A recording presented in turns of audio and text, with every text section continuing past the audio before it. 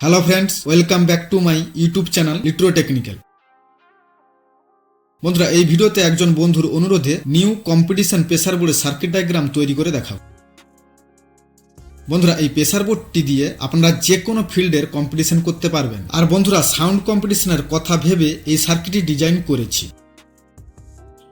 বন্ধুরা, এই সার্কিট থেকে আপনারা হাই কোয়ালিটি বেসের এক্সট্রা প্রেসার এবং ক্লিয়ার সাউন্ড যদি পেতে চান, তাহলে এই সার্কিটের প্রত্যেকটি পার্টসের মান বা ভ্যালু চেঞ্জ না করে এই সার্কিটটি তৈরি করবেন। বন্ধুরা, এই প্রেসার বোর্ডের সার্কিটটি সঠিকভাবে তৈরি করার জন্য এই ভিডিওটি আপনারা মনোযোগ দিয়ে শেষ পর্যন্ত দেখবেন। বন্ধুরা, এই 4 ব্যান্ড নিউ কম্পিটিশন প্রেসার বোর্ডের সার্কিটটি তৈরি করার জন্য আমাদের এখানে 5টি 4558 আইসি নিতে হবে। বন্ধুরা, আপনারা 4558 আইসির পরিবর্তে 5532 আইসিও ইউজ করতে পারেন। বন্ধুরা, এবার আসবো এই প্রেসার বোর্ডের সার্কিট ডায়াগ্রাম। বন্ধুরা, এই প্রেসার বোর্ডের সম্পূর্ণ সার্কিটটি একটি পার্টের মাধ্যমে কমপ্লিট করা সম্ভব নয়। সেই কারণে আজকে এই সার্কিটের 1 নম্বর পার্ট এবং নেক্সট ভিডিওতে এর 2 নম্বর পার্ট নিয়ে আসবো। বন্ধুরা, ভিডিওটি আপনাদের ভালো লাগলে অবশ্যই লাইক, শেয়ার এবং চ্যানেলটিকে সাবস্ক্রাইব করবেন। বন্ধুরা, আপনারা জানেন এএসির 4 নম্বর পিনে নেগেটিভ সাপ্লাই এবং 8 নম্বর পিনে পজিটিভ সাপ্লাই দিতে হয়। তাই প্রথমে আমি এই সব আইসির 4 নম্বর পিনে নেগেটিভ 12 ভোল্ট এবং 8 নম্বর পিনে পজিটিভ 12 ভোল্টের সাপ্লাই দিয়ে দিলাম। বন্ধুরা, এরপর এই 1 নম্বর আইসিটি শুধুমাত্র সিগন্যাল ইনপুট ও আউটপুটের প্রি অ্যাম্পলিফায়ার হিসেবে ইউজ করব, আর বাকি 4টি আইসি দিয়ে 4টি প্রেসার বোর্ডের ব্যান্ড তৈরি করব। বন্ধুরা, এবার এইসব আইসির 2 নম্বর চ্যানেলের নন ইনভার্টিং ইনপুট পিন বা 5 নম্বর পিনটি ইউজ করব না। তাই আমি এখানে এই প্রত্যেকটি আইসির 5 নম্বর পিন সরাসরি গ্রাউন্ড লাইনের সঙ্গে যুক্ত করে দিলাম। বন্ধুরা, এরপর 1 নম্বর আইসির 2 নম্বর চ্যানেলের 6 নম্বর পিনে একটি 10 ইউএ 50 ভোল্টের ক্যাপাসিটার এবং আরেকটি 10K রেজিস্টার দিয়ে আমাদের সিগন্যাল ইন করতে হবে। বন্ধুরা, এরপর এই আইসির 6 নম্বর পিন ও 7 নম্বর পিন বা ইনপুট ও আউটপুট পিনের মাঝখানে আমাদের এখানে একটি ফিডব্যাক রেজিস্টার ইউজ করতে হবে। তাই বন্ধুরা, আমি এখানে এই আইসির 6 নম্বর পিন ও 7 নম্বর পিনের মাঝখানে একটি 47K ফিডব্যাক রেজিস্টার এভাবে যুক্ত করে দিলাম। দিলে বন্ধুরা, এই আইসির 7 নম্বর পিন থেকে আরেকটি 10 ইউএ 50 ভোল্টের ক্যাপাসিটার দিয়ে আমরা আউটপুট পাবো। বন্ধুরা, এরপর এই আউটপুট সিগন্যালটিকে আমরা একটি মাস্টার ভলিউম কন্ট্রোলারের মাধ্যমে প্রত্যেকটি ব্যান্ডে নিয়ে যাব। সেই কারণে বন্ধুরা, আমি এখানে একটি 100K মাস্টার ভলিউম কন্ট্রোলার নিয়ে নিলাম।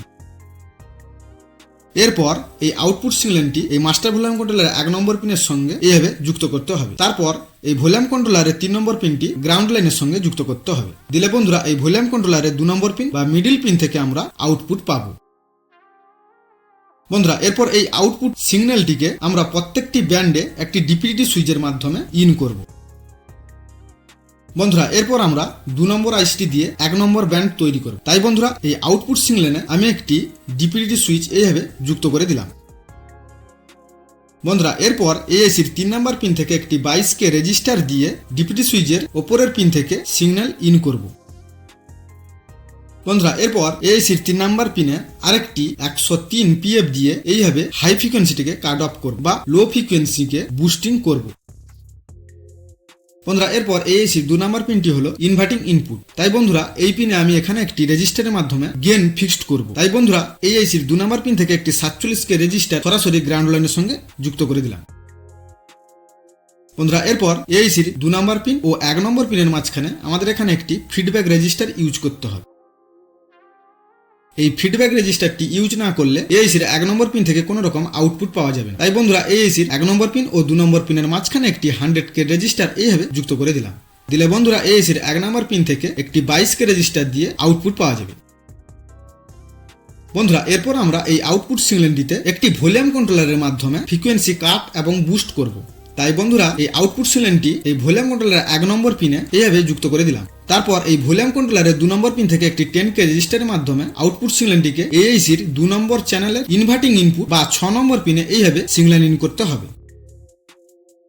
বন্ধুরা, এরপর ভলিউম কন্ট্রোলারের 3 নম্বর পিন থেকে আউটপুটে আমাদের এখানে একটি ফিডব্যাক সিগন্যাল দিতে হবে। সেই কারণে এই ভলিউম কন্ট্রোলারের 3 নম্বর পিন থেকে একটি 22K রেজিস্টারের মাধ্যমে এআইসির 7 নম্বর পিন বা আউটপুটে এইভাবে যুক্ত করে দিলাম।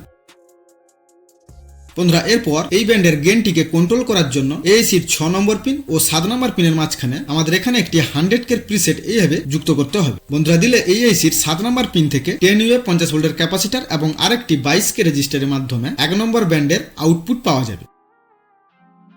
বন্ধুরা এরপর আমরা 2 নম্বর ব্যান্ডটি তৈরি করব। বন্ধুরা 2 নম্বর ব্যান্ডটি তৈরি করার জন্য এই আউটপুট সিগন্যালে আমাদের এখানে আরেকটি ডিভিডি সুইচ এইভাবে যুক্ত করতে হবে। বন্ধুরা এরপর এই ডিভিডি সুইচের উপরের পিন থেকে আরেকটি 18K রেজিস্টার দিয়ে 3 নম্বর আইসির 3 নম্বর পিন বা নন ইনভার্টিং ইনপুটে এইভাবে সিগন্যাল ইন করতে হবে। বন্ধুরা এরপর সিগন্যালের হাই ফ্রিকোয়েন্সিকে কাট অফ করার জন্য বা লো ফ্রিকোয়েন্সি বুস্ট করার জন্য এই পিনে আমাদের এখানে একটি 103 PF এইভাবে গ্রাউন্ডের সঙ্গে যুক্ত করতে হবে। বন্ধুরা এরপর এই ব্যান্ডের গেইনটিকে ফিক্সড করার জন্য এসির 2 নম্বর পিন থেকে একটি 47K রেজিস্টার এইভাবে গ্রাউন্ডের সঙ্গে যুক্ত করতে হবে। বন্ধুরা এরপর এসির 1 নম্বর পিন ও 2 নম্বর পিনের মাঝখানে আমাদের এখানে একটি 100K ফিডব্যাক রেজিস্টার এইভাবে যুক্ত করতে হবে। দিলে বন্ধুরা এসির 1 নম্বর পিন থেকে 18K রেজিস্টার দিয়ে আউটপুট পাওয়া যাবে। বন্ধুরা এই প্রেসার বোর্ডের ভলিউম কন্ট্রোলারগুলি মান কত হবে ভিডিওর শেষে বলবো, তাই আপনারা ভিডিওটি মনোযোগ দিয়ে দেখবেন। বন্ধুরা 1 নম্বর ব্যান্ডের ভলিউম কন্ট্রোলারে 1 নম্বর পিন ও 3 নম্বর পিনের মাঝখানে একটি পিএফ ইউজ করতে হবে, এখানে যুক্ত করা নেই। সেই কারণে আপনারা এই ব্যান্ডের 1 নম্বর পিন ও 3 নম্বর পিনের মাঝখানে একটি 224 পিএফ এইভাবে যুক্ত করবেন। বন্ধুরা এরপর 2 নম্বর ব্যান্ডের ফ্রিকোয়েন্সি কাট এবং বুস্ট করার জন্য আমাদের এখানে আরেকটি ভলিউম কন্ট্রোল নিতে হবে। তারপর এই ভলিউম কন্ট্রোলারে 1 নম্বর পিনে এই আউটপুট সিগন্যালটি এইভাবে যুক্ত করতে হবে। বন্ধুরা এরপর এই ভলিউম কন্ট্রোলারে 1 নম্বর পিন ও 3 নম্বর পিনের মাঝখানে একটি 104 PF এইভাবে যুক্ত করতে হবে। তারপর এই ভলিউম কন্ট্রোলার 2 নম্বর পিন বা মিডল পিন থেকে একটি 15K রেজিস্টারের মাধ্যমে আউটপুট নিয়ে এই এসির 6 নম্বর পিনে এইভাবে সিগন্যাল ইন করতে হবে। বন্ধুরা এরপর এই ভলিউম কন্ট্রোলার 3 নম্বর পিন থেকে একটি রেজিস্টারের মাধ্যমে আউটপুটে ফিডব্যাক সিগন্যাল যুক্ত করতে হবে। সেই কারণে এই ভলিউম কন্ট্রোলারের 3 নম্বর পিন থেকে একটি 18K রেজিস্টার দিয়ে এসির 7 নম্বর পিন বা আউটপুট পিনের সঙ্গে এইভাবে যুক্ত করে দিলাম।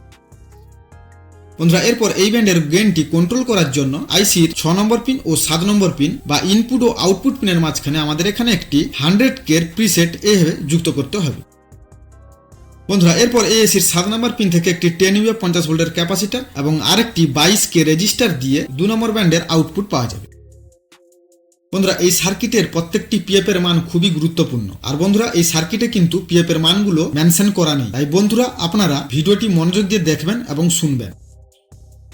বন্ধুরা সবগুলো ব্যান্ড তৈরি করলে ভিডিওটি অনেক বড় হয়ে যাবে, সেই কারণে এই ভিডিওতে 2টি ব্যান্ড তৈরি করে দেখালাম।